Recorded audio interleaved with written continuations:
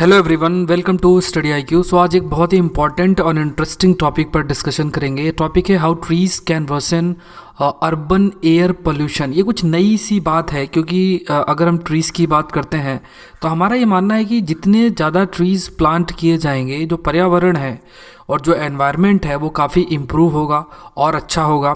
साथ में जो एयर पोल्यूशन है या इवन सॉइल पोल्यूशन है ये भी काफ़ी रिड्यूस होगा। अब एक नई बात आ रही है, वो बात ये आ रही है कि ये भी हो सकता है कि जो ट्रीज़ हैं अगर आप उसको प्लांट करेंगे तो इससे और ज़्यादा एयर पोल्यूशन हो सकता है, मेनली जो अर्बन एरियाज़ है वहाँ पे। अब ये कुछ एक अजीब सी सोच है, लेकिन अगेन कुछ नई सोच है, इसलिए इसको डिस्कस करना भी इम्पॉर्टेंट हो जाता है कि जो भी रिसर्चर्स हैं वो अपना क्या आर्गुमेंट दे रहे हैं। ये आर्गुमेंट सही है, ये गलत है, ये आपको डिसाइड करना है। इस पर हम चर्चा करेंगे। This video is presented by me, my name is Saurabh Pandey. इस लेक्चर का PPT आप मेरे फेसबुक पेज से डाउनलोड कर सकते हैं। माई ID सौरभ पांडे 009। क्वेश्चन देख लेते हैं जो कि अगेन बन सकता है इस लेक्चर से। इसको आप अर्बनाइजेशन से इजीली लिंक कर सकते हैं। जैसे क्वेश्चन है, promoting more green space in mega cities can help to control the challenges put forward by urbanisation. तो अर्बनाइजेशन की वजह से मेनली जो पोल्यूशन वाली काफ़ी प्रॉब्लम आती है, मेनली अर्बन एयर पोल्यूशन है।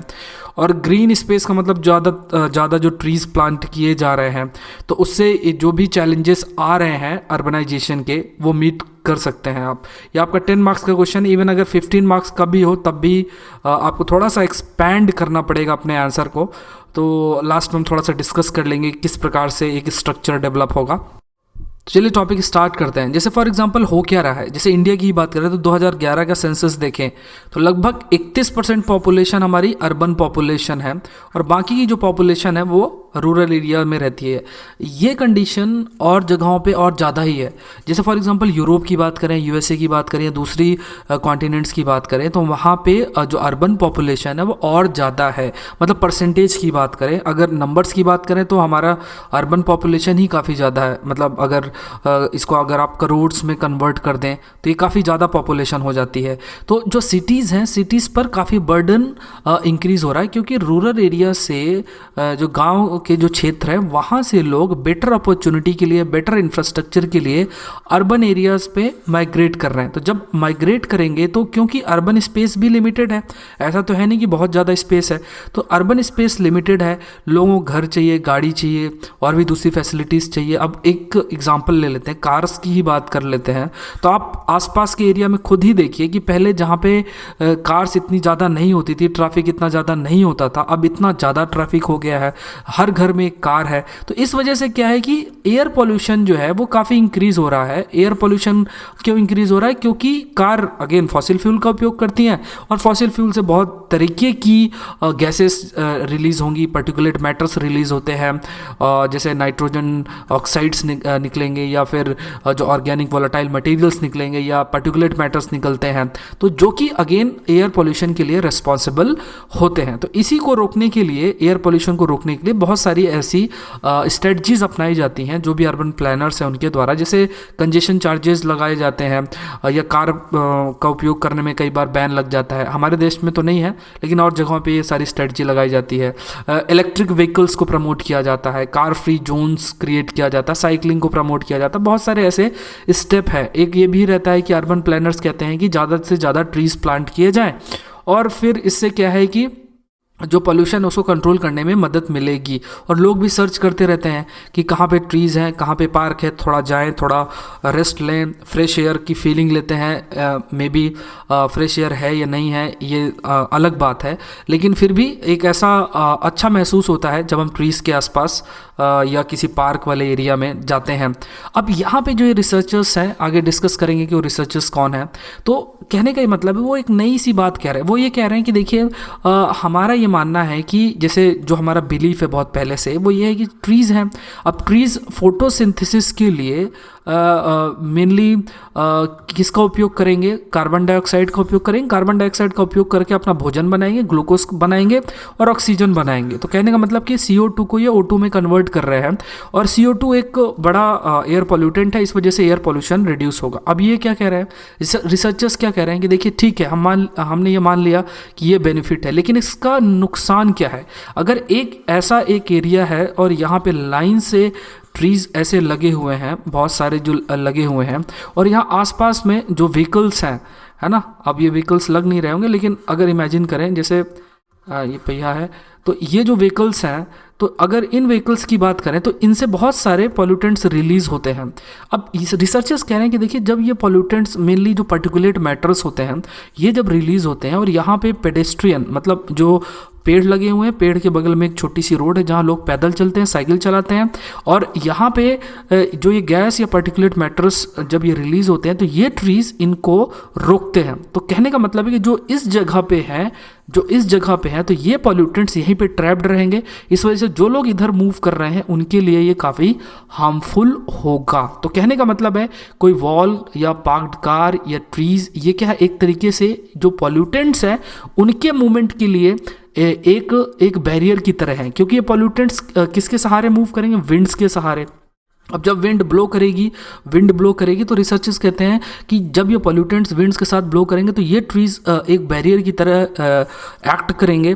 और अगर ऐसी सिचुएशन आती है जैसे कि ये पूरे तरीके से ग्रो कर गए हैं, इनकी जो कैनोपी है वो पूरे तरीके से डेंस्ड है, पूरे ब्लूम कर रही है इस प्रकार से कि जगह ही नहीं है, तो ये पॉल्यूटेंट्स और ज़्यादा इसी जगह पे ट्रैप्ड रहेंगे। और इससे क्या होगा कि ये पोल्यूटेंट्स आसपास के इस इलाके में, जहाँ पे जो ट्रीज जितने ज़्यादा हैं, वहाँ के आसपास के इलाकों में और ज़्यादा ट्रैप्ड रहेंगे।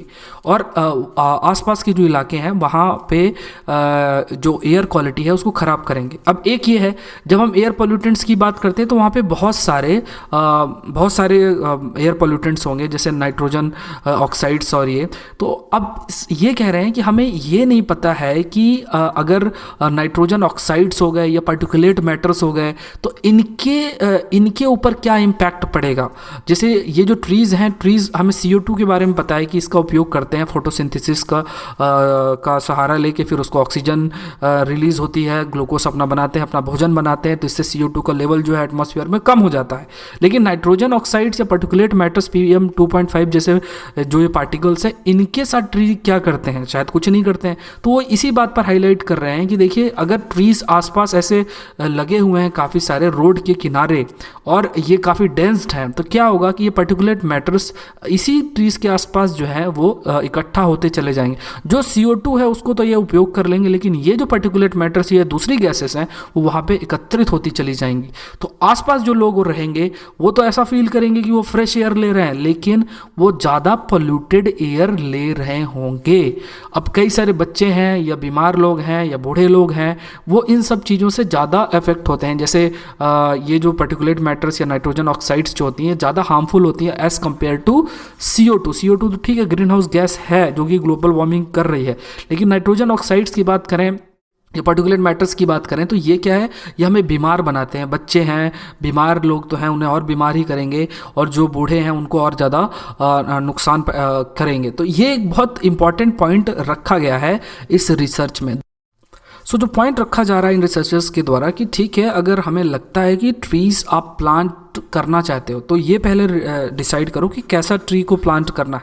जैसे अर्बनाइजेशन है, अर्बनाइजेशन हो रहा है तो सिटी प्लानिंग की जाती है, अर्बन प्लानर्स होते हैं, वो जैसे म्यूनिसिपैलिटी है रिस्पॉन्सिबल है ट्रीज़ को इधर उधर प्लांट करने के लिए, उसका देखभाल करने के लिए। तो ऐसे नहीं ट्री के नाम पे कहीं भी प्लांट कर दिया है ना, और उसका जो लोग हैं ये सोच रहे हैं कि वो काफ़ी बेनिफिशियल है। ये रिसर्चर्स कह रहे हैं कि ठीक है, आपको एक किस टाइप का ट्री प्लांट करना है, दूसरा क्या है कि ट्री का शेप किस प्रकार से है, वो किस प्रकार से जो विंड ब्लो कर रही है तो वो ट्री किस प्रकार से इम्पैक्ट होगा। जैसे हमारे गांव में या सभी जगहों पे ऐसा बिलीफ रहता है, बड़े बुजुर्ग ऐसा हमेशा ही कहते हैं कि देखिए हवा जैसे उनका ये मानना रहता है कि जब ट्री जो है, जो पत्ते हिलते हैं तो तब हवा चलती है, लेकिन इसका अपोजिट होता है, जब हवा चलती है तब पत्ते हिलते हैं। मतलब इन जनरल अगर गांव में आप जाएं तो ये बिलीफ रहता है कि पत्तों के हिलने से या पेड़ के हिलने से जो है हवा जो है वो प्रोड्यूस होती है, लेकिन इसका अपोजिट होता है।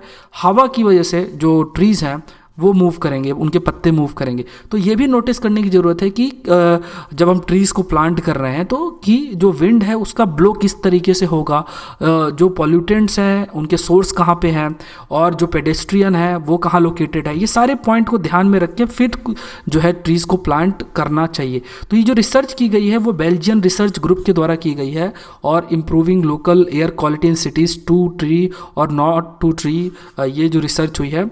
और इन्होंने कहा है कि ये रिस्पॉन्सिबिलिटी हो जाती है अर्बन प्लानर्स की, लोकल अथॉरिटीज़ की, वो इंश्योर करें कि ट्रीज़ ऐसा नहीं कि सिर्फ प्लांट कर दिया, कि ट्रीज़ प्लांट कर दिया और प्रॉब्लम जो है सॉल्व हो गई। ये ज़रूर देखने में अच्छे लगेंगे, they look nice, but perhaps where they can do more good than bad for air quality on city footpath. कहने का मतलब है जो ये ट्रीज़ के अलॉन्ग जो रोड है जहाँ पे आप साइकिल चलाते हैं, पैदल जाते हैं, वहाँ के लिए काफ़ी हार्मफुल हो सकता है। तो सारी बातों का ध्यान में रखते हुए फिर ट्री का प्रॉपर प्लांटिंग की जाना चाहिए। तो एक नई सोच है, और मे भी थोड़ा सा लॉजिकल भी लगे कि गलत नहीं है। ऐसी जगहों पे जब सब कुछ नेचुरल है, जैसे फॉरेस्ट है वो नेचुरल है, लेकिन जब आप चीज़ों को मैनेज करते हैं तो हर एक चीज़ को प्रॉपरली मैनेज करना, लॉजिकली उसको रखना, रैशनली उसको देखना। अब जैसे अगर ट्री को ही कहीं प्लांट करना तो सारी चीज़ों को ध्यान में रख के कि उसका इम्पैक्ट क्या होगा, पॉल्यूटेंट्स किस प्रकार रिलीज़ हो रहे हैं, विंड कैसे ब्लो कर रही है, सोर्स ऑफ पॉल्यूटेंट क्या है, तो ये सारी चीज़ों को ध्यान में रख के जो है ट्री की प्लांटिंग करना चाहिए। जैसे अगर आप में से कई लोग चंडीगढ़ गए हो तो आपने नोटिस भी किया होगा कि ट्री का कितना बढ़िया तरीके से प्लांट किया गया है। हर जगह पे जो चौराहा है, आसपास जो रोड्स बनी हुई हैं चौराहे में, और हर जगह पे चौराहे पे ही कई सारे जो रोड के अलॉन्ग प्लांट किए गए हैं ट्रीज़, है ना, और एक पर्टिकुलर पैटर्न में प्लांट किए गए हैं। तो ये कुछ पॉइंट्स हैं, सामने रखे गए हैं। अब देख लेते हैं जो प्रश्न है, जो प्रश्न अगर हम बात करें तो प्रश्न ये है कि promoting more green spaces in mega cities can help to control the challenges put forward by urbanisation. तो अर्बनाइजेशन की वजह से बहुत सारे ऐसे चैलेंजेस आए। तो यहाँ एक पॉइंट जो आपको ध्यान रखना है, जो आप सब लिखोगे, एयर पोल्यूशन की बात सबको करना है और फिर बताना है कि ग्रीन स्पेस इसको कैसे कंट्रोल करेगी, है ना। लेकिन एक पॉइंट ये भी सामने रख देना है कि ग्रीन स्पेस जो है मतलब प्लांटिंग ट्री ही सब कुछ नहीं है। ये जैसे जो हमने आर्गूमेंट डिस्कस किया कि अगर जो ग्रीन स्पेस क्रिएट भी किया जा रहा है उसको बहुत ही साइंटिफिकली वे में करना चाहिए।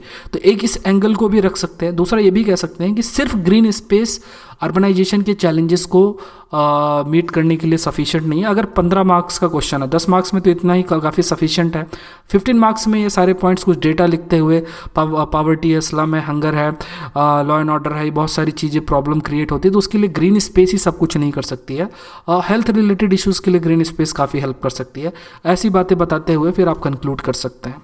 सो आई होप ये वीडियो लेक्चर आपके लिए हेल्पफुल होगा। Thank you for watching the video.